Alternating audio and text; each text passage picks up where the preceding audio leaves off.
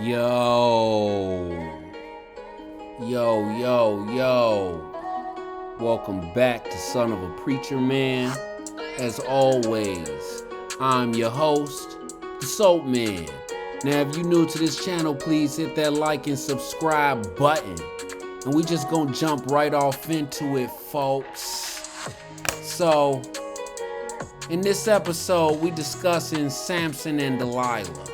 And even if you don't know that much about Samson, pretty much everybody have heard the story of Samson and Delilah. So what I'm trying to say is, we all know how this story ends.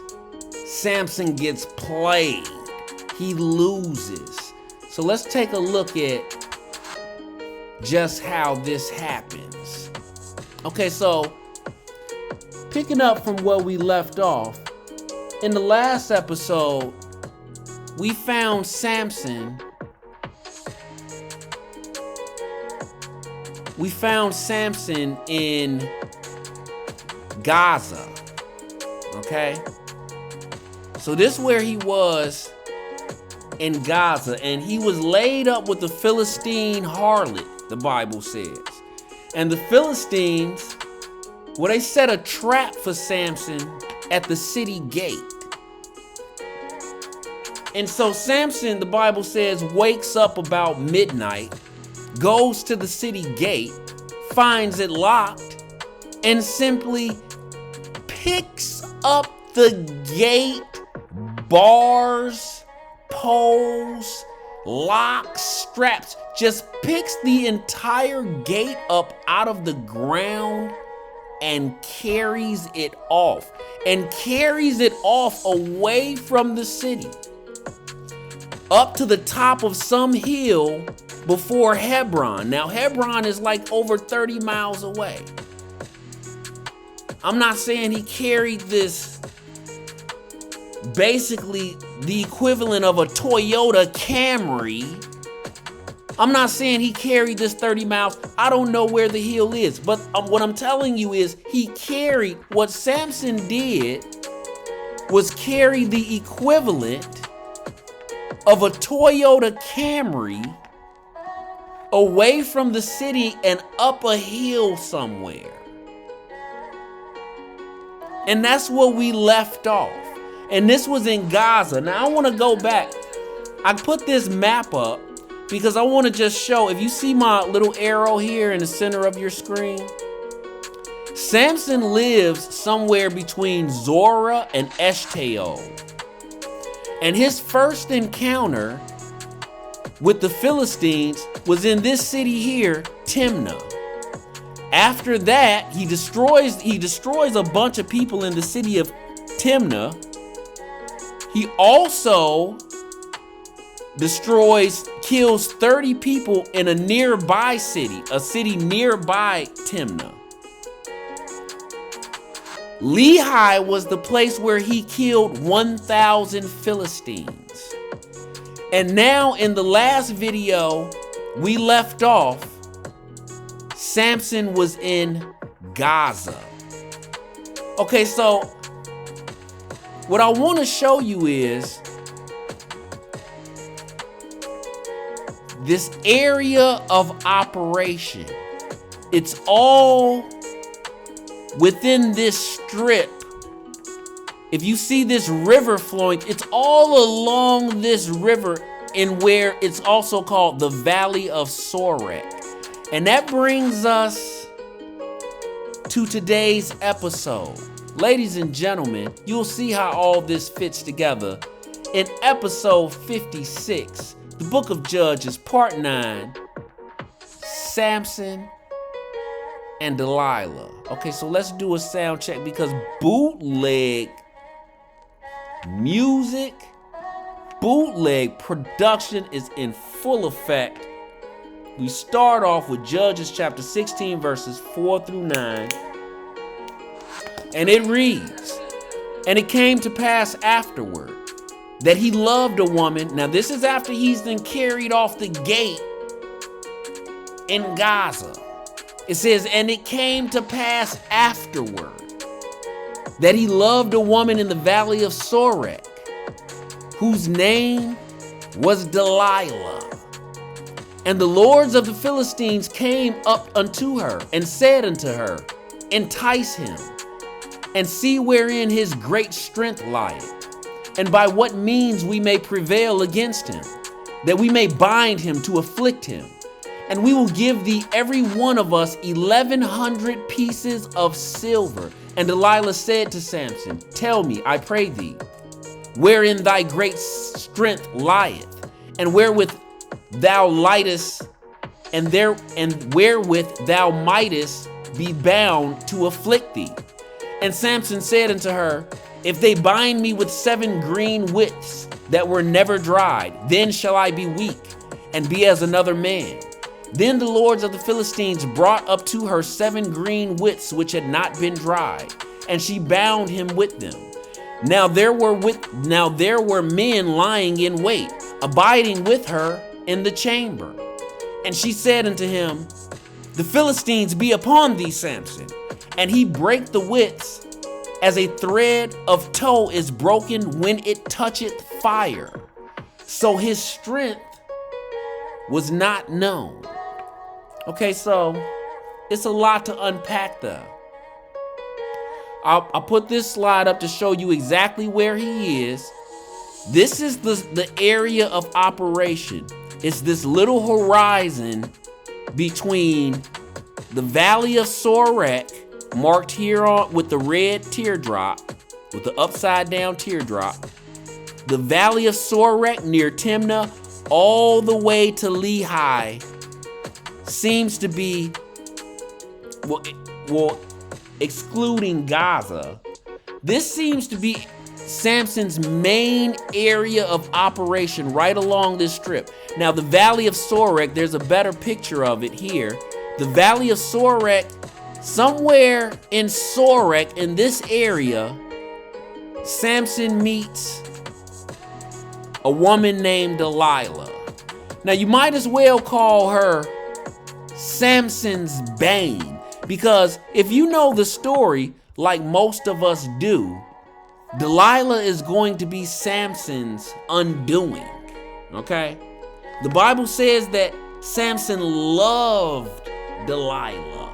Did I get that right? Let's go back. And it says, and it came to pass afterward that he loved a woman in the Valley of Sorek. Here's the Valley of Sorek. And he loved a woman named Delilah. Now, if we know Samson and we know his history, which we do, he falls hard for these foreign Philistine women, like his fiance in Timnah. So, look, Samson, let's cut Samson a break. Samson's he's been through a lot. He stays in trouble. He steady stays in trouble messing with these foreign Philistine women, but he either cannot or refuses to stop. He either can't stop or he won't. So he has this new chick named Delilah, and I imagine he was right where he had wanted to be, all booed up with the woman he loves. I mean, look here, folks. We've all been there. Lord knows I have. The woman I want, locked in my warm embrace, knowing good and well she is absolute toxicity. Come on, holla back at your boy. What dude ain't been there? Liked a girl that you knew was no good for you, knew was toxic, knew may get you in trouble, knew may get you killed, and that was exactly what the doctor ordered. It's like you was a glutton for punishment. Am I talking to myself right now? Anywho, I could only imagine how Samson felt.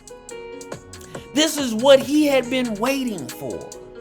This was his missed opportunity. Remember his fiance and the tragedy he faced when his fiance, he fell out with the 30 guests, and his fiance was married off to his friend, and he fell out with the Philistines, murdered 30 people,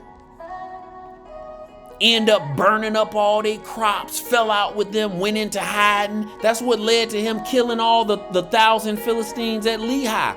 They were turning him in for what happened at Timnath, and what happened at Timnath was a catastrophe with his fiance, his first foreign Philistine love. So I imagine,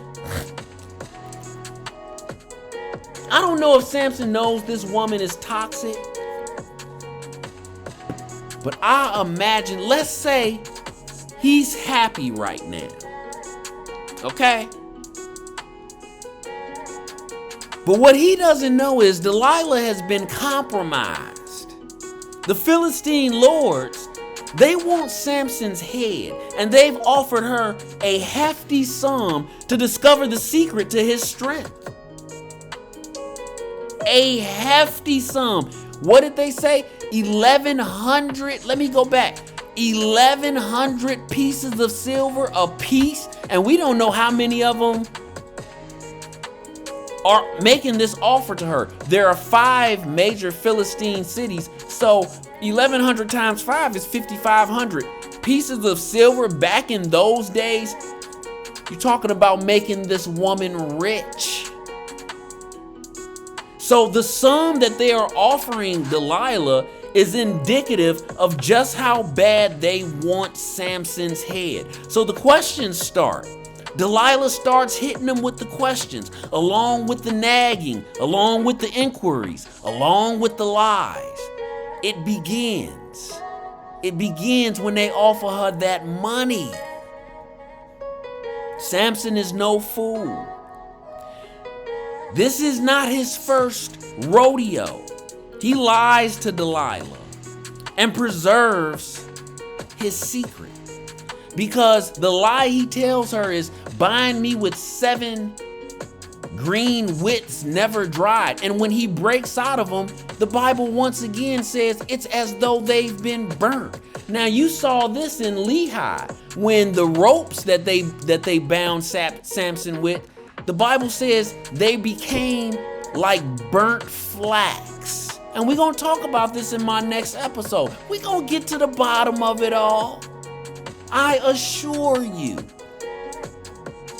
But anywho, as of right now, Samson, he breaks free because he lied to Delilah. How did he know not to trust her? This ain't his first rodeo. He's been through this time and time again.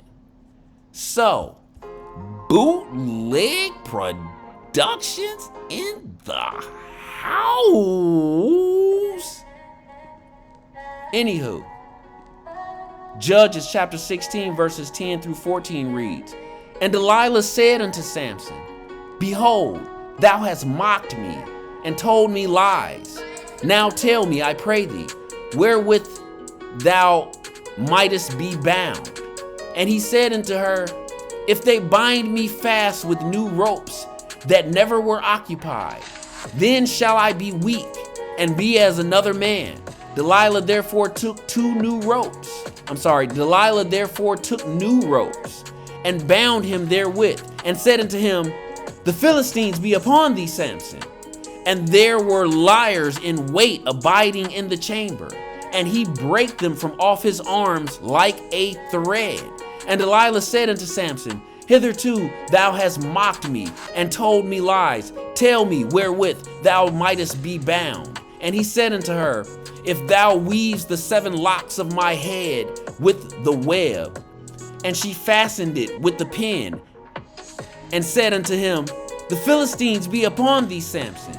And he awaked out of his sleep, and went away with the pin of the beam, and with the web. Okay, so I know that sounds a whole lot like chaos and confusion. So let me break down what that just said. So after initially lying to Delilah, Delilah comes back to Samson and she says, okay, nice one. You got me. But real talk now, what's the secret to your strength? And how can you be defeated? And Samson lies to her again. He says, bind me with new ropes and I'll be as weak as any other man. And she tries it. She goes for it. And once again, as you see the guys, the henchmen, the goons lying in wait, once again, as Philistines lying in wait, she startles Samson. And this is all going to come back in the next episode as to the secret of Samson's strength. Because nobody knows up until this point. And I don't think anybody knows up until the present day. But I have an idea, and I'm going to share it with you next episode. But just take in mind, she startles Samson, and he wakes up and he breaks the threads. Let me tell you what I think Samson is doing. Samson is no fool. This is not the first time he's been lied to. This is not the first time somebody has attempted to trap him. He is no stranger to betrayal. Samson is playing with this woman, buying himself time. Understand this, and a lot of people is not going to like me saying this because they holier than thou and they super religious. Samson just wants to sleep with her. Samson is gonna keep lying. Listen, this is coming from a dude. You better listen to me. I'm a man. I qualify. Samson just wanna keep hitting that. Maybe you don't like the way I said it, but that don't make it any less true. Samson likes sleeping with Delilah, so he's going to keep playing along for as long as possible. Make no mistake, he knows what Delilah is up to. He just wanna keep hitting that. It's as simple as that. Why not? Why not keep lying to her so you can keep sleeping with her for as long as possible? He's been through this before. So he wakes up, he breaks the new ropes like they're nothing. The Bible uses again the term burnt. I think, let me go back. Took the new ropes and the Philistine, he break them off his arm like they was thread. Okay, my fault. That was the first time he broke it. He broke it off. It said something burnt. Let me go back so you don't call me a lie. 7 green bound him with, lying in wait, and he broke the widths as a thread of tow is broken when it toucheth the fire. Okay? So he breaks these new ropes that he done swore to Delilah would confound him and sap his strength. This the second time he didn't lie to her. And the second time he's proven her to be a lie. So then she pesters him again. You know, after he breaks the new ropes and send these dudes scrambling, he sends these would-be assailants, these assassins, scrambling because they know full well what this dude is capable of. Real talk, they run from this man as though he were a lion or a gorilla. I'm sure this is all very amusing to Samson, because he keeps doing it. He keeps playing along. And every time these Philistines who are lying in wait, they run from him like he's a gorilla. I mean, he clears the room. He clears the room of these dudes because they know what's up. They don't want no smoke with Samson. They don't want none of the smoke with Samson. Best believe they've heard about his exploits in Gaza, in Lehi, in Timnath, and probably some that the Bible didn't even include. I included this slide to ask a question. Do you think Samson was drinking all that time he was laid up with Delilah? The Bible never says he's drinking, but I mean, he's broken just about every other Nazarite law and Hebrew law, and he's broken just about all the laws, you know what I mean? So why wouldn't he? You think Samson was drinking, getting drunk, laid up with Delilah? She influenced him, you know, he's already toying with her, you know what I mean? You think she was influenced him to maybe drink, smoke a little weed, whatever they did to get toe up back then? He's broken to almost every law known to mankind, disregarding all color, creed, God, religion, or allegiance other than cutting his hair.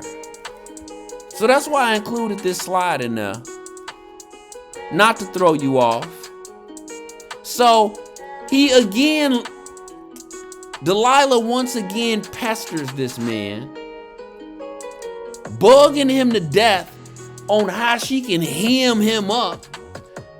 So next, Samson again lies to Delilah and tells her that if she weaves his hair and pins it to a beam or some stupid stuff like that, that he'll be deprived of his great strength. Now, as silly as it sounds, think that stops Delilah from trying? It doesn't. She jumps in it 2 feet in and she falls for it just like before. She screams and startles Samson. Samson, the Philistines are upon you. And once again, Samson jumps up, proving that both of them are liars. Judges chapter 16, verses 15 through 20. Bootleg Productions in the house. Judges chapter 16, verses 15 through 20 reads, "And she said unto him, How canst thou say, I love thee, when thine heart is not with me? Thou hast mocked me these 3 times, and has not told me wherein thy great strength lieth. And it came to pass, when she pressed him daily with her words." Notice what I have in big, bold, red print. I'm going to come back to it. It says, "And it came to pass, when she pressed him daily with her words, and urged him, so that his soul was vexed unto death, that he told her all his heart. And he said unto her, There hath not come a razor upon mine head, for I have been a Nazarite unto God from my mother's womb.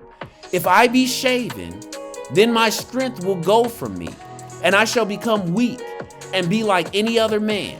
And when Delilah saw that he had told her all his heart, she sent and called for the lords of the Philistines, saying, Come up this once, for he hath showed me all his heart. Then the lords of the Philistines came up unto her, and brought money in their hand. And she made him sleep upon her knees, and she called for a man, and she caused him to shave off the 7 locks of his head. And she began to afflict him, and his strength went from him. And she said, The Philistines be upon thee, Samson. And he awoke out of his sleep, and said, I will go out as at other times before, and shake myself. And he wist not that the Lord was departed from him. A lot to unpack there. Okay? A lot to unpack there. So we get to it.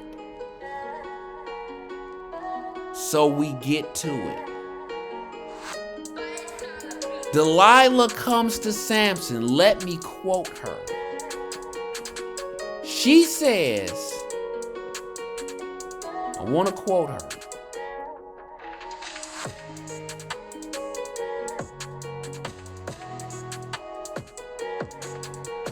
She says, it says, and she said unto him, How canst thou say, I love thee? How How many times have I heard this phrase? How many times have I seen this movie? This is why I don't tell females that I love them. This is why I don't tell chicks that I love them. This is why I never tell a chick I love her. Let me say it one more again. Ladies and gentlemen, boys and girls, this is why Soap Man never tells a female that he loves her. Because they're going to bring it back, bring it back, bring it back, bring it back. They are going to revisit it. It is going to be their premise for eternity. But you said you love me. John, how can you claim that you love me?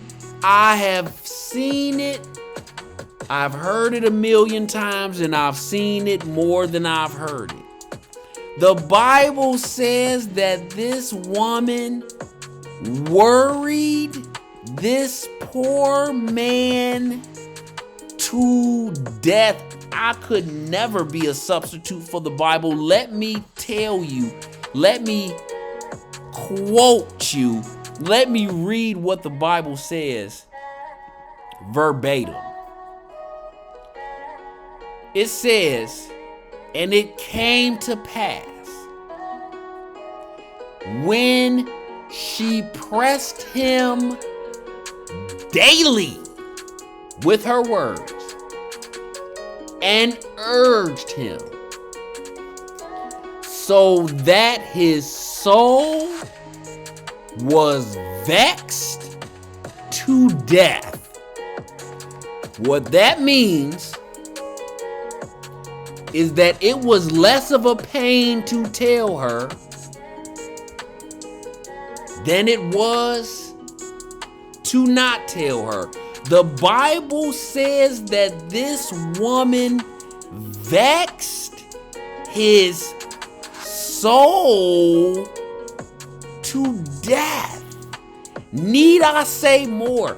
Any man alive, breathing on this good earth knows exactly what that means. I must admit, I had to laugh when I read this. This woman, as we like to say, worried this man to death until she broke him. And she broke him. And he spilled the beans wholeheartedly. And this time, she knows he ain't lying. He tells her of the only part of the agreement with God that he's held up, his hair. He tells her of how he has been raised as a Nazirite unto God since his birth, and how no razor has ever touched his head. He tells her that if the 7 braids of his head were to be shaven, it would render him just like any other man. And what do you think she did? Ladies and gentlemen, what do you think she did? After Samson told Delilah the secret to his strength, after she had been offered $1,100 from at least 5, what I believe was at least 5 Philistine lords, and he spilled the beans, what do you suppose she did?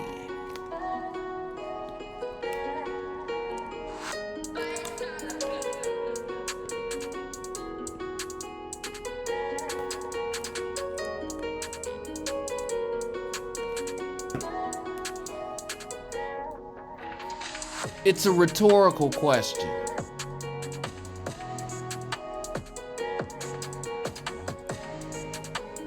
But nevertheless, you get the point. To be earnest, the Bible says that Delilah called for another to do the actual dirty deed of shaving Samson's locks, but I guess that's neither here nor there, whose hand actually cut the hair. And the Philistines, of course, like at times before, they're lying in wait. She's called them ahead of time. I got the goods. You know they're close by. And the Philistines, they seize Samson. And Samson wakes up. He's shocked.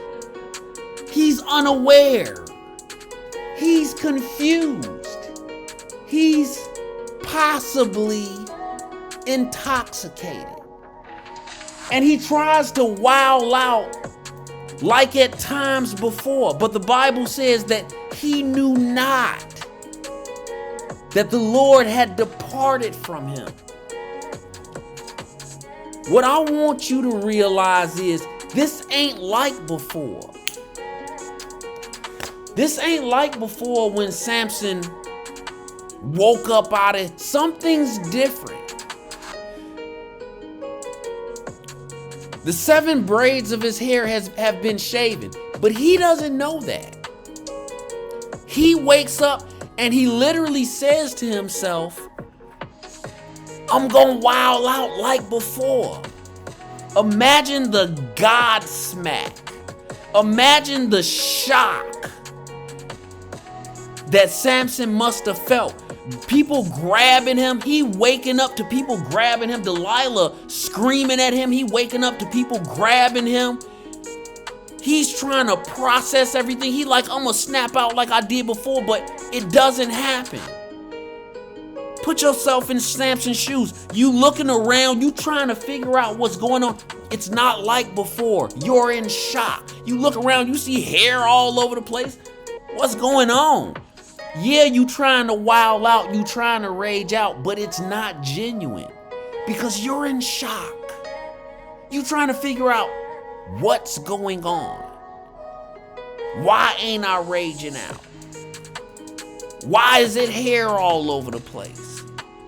And if he was drunk, if he had been intoxicated the night before, well, if you've been intoxicated before, you know your strength just be zapped and you might be a little groggy. What I'm saying is to wow out a lot of times, you gotta have some type of cognizance about yourself.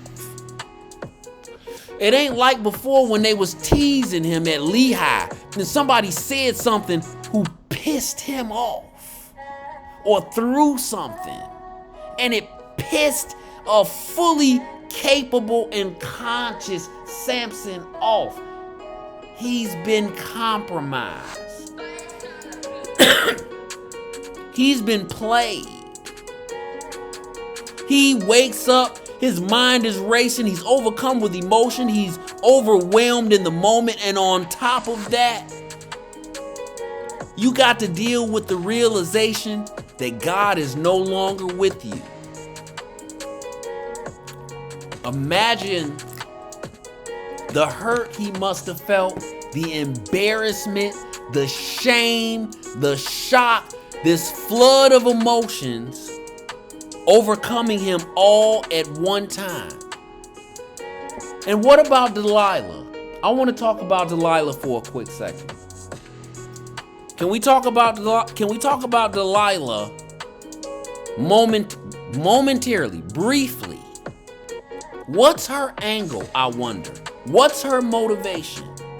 Was it money or was it more? I showed you at the beginning of this episode this horizontal strip of land that Samson operated under. Sorek, the Timnath is either, it's an argument to say it's within the valley of Sorek. It's at least neighbors of the Valley of Sorek. I would argue that the city of Timnath that I showed you at the beginning of the episode, the city where Samson met his fiance, is in the same area where he met Delilah. Now, Lehi, if you go back,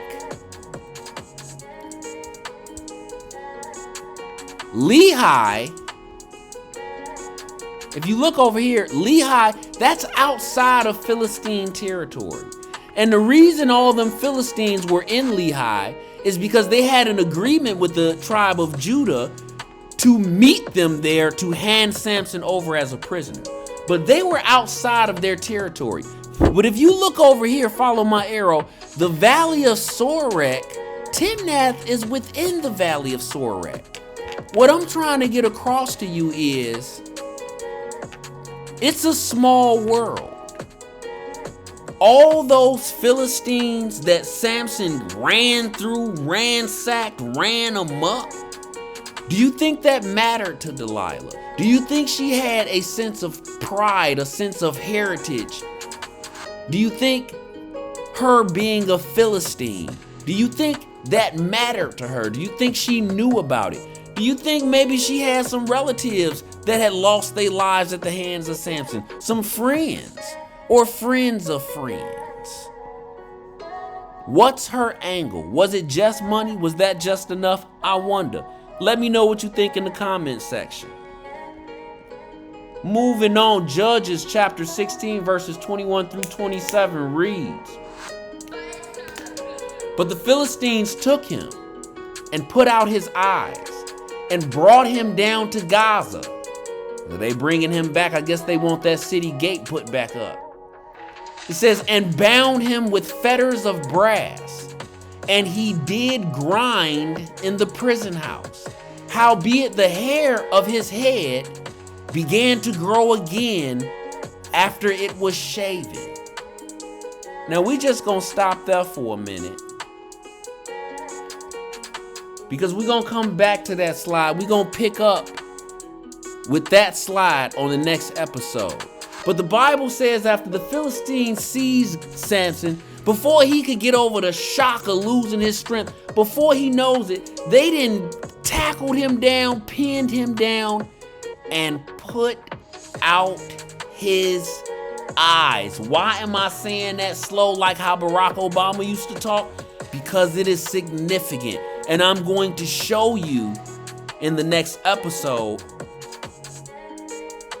its significance. This is a pivotal moment in this story, folks. There have been many, but this is the final pivotal moment, the second to the final pivotal moment in Samson's life. The Bible says that the Philistines put out Samson's eyes. This is the first time Samson has had more than his feelings hurt. Now he's been physically injured, handicapped even. This is the first time Samson has tasted physical defeat. The Philistines do worse than kill Samson. They handicap him. They cripple him. He is humiliated for life now. He will never be the same. And the Philistines rejoice and they celebrate and feast and make merry. They could not be more pleased. They say, "We got him. We got him. We finally got him. Our God has delivered Samson into our hands." And it says that they put him to work in the grind house. So here's the thing.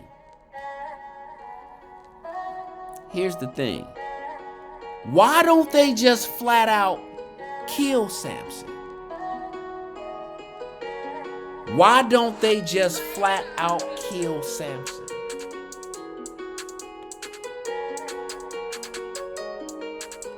They got plans for Samson.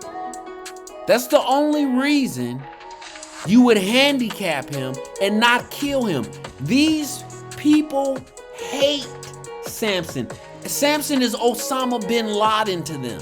What Osama bin Laden was to the United States of America, that is what Samson is to the Philistines. He is a terrorist. They've been waiting to get their paws on him for a long time. But when they finally get their paws on him, they don't kill him. They handicap him. And I'm going to explain why. Because to kill Samson now would be to sell themselves short. Samson has so severely humiliated them. Samson has so severely hurt them. He has set them back. He handicapped them first. He has taken from them. This one man, he is their bane. He is their humiliation, and they want some get back. And killing Samson right now does not allow them to get their get back. They want revenge. They want him to suffer as he has caused them to suffer. They want to torture him. They have plans for Samson. The Bible says they chain him with brass fetters. What does this tell you? This gives you an indication to the thinking of the Philistines. They don't trust Samson. They think he's still strong. This to me indicates that Samson may have been a pretty nice-sized guy. But even if he wasn't, this lets me know they didn't tie him up with leather. They didn't use rope as they had tried many times before. Brass fetters. And it says they put him to work in a grindhouse. Well, let me tell y'all a little something. You don't put no weakling to work in the grindhouse. You get him to do something else that's gonna serve you. No, but they still felt like Samson was a physical benefit to them, even blind. This to me indicates that Samson was probably physically intimidating, let's say. A lot of people believe Samson was a giant. I do not. There is no indication that Samson was a giant whatsoever. But this does indicate that Samson was physically intimidating, was physically a threat, was physically useful to the Philistines. So they bound him with brass fetters to be on the safe side. They don't want to take no chances. And they put him to work in the grindhouse as a slave. Physical, hard, manual labor. This indicates to me that Samson was still a man to be reckoned with. He was still a physical threat. At least I think the Philistines thought so. And the Bible gives you a clue. It gives you another hint. It says, and Samson's hair began to grow back after it was shaven. The Bible is telling you a long period in a very short frame of time. It's giving you verses, but this didn't happen over a matter of days. Samson, after Samson is handicapped and he's put in the grindhouse, he's there for some time, and the Bible is telling you, during this time that he's there, his hair begins to grow back. And we'll just leave it at that. Ladies and gentlemen, we've come to the part where I thank you for joining me for this episode of Son of a Preacher Man. If you got any insults, if you got any compliments, if you want to flirt with the Soap Man, If you want to chop it up and argue, if you want to be like, nuh-uh, nuh-uh, uh-huh, whatever you want to do, however you want to do it, leave a comment in the comment section. Until next time, I'll see you again. Same soap time, same soap channel. Soap Man out.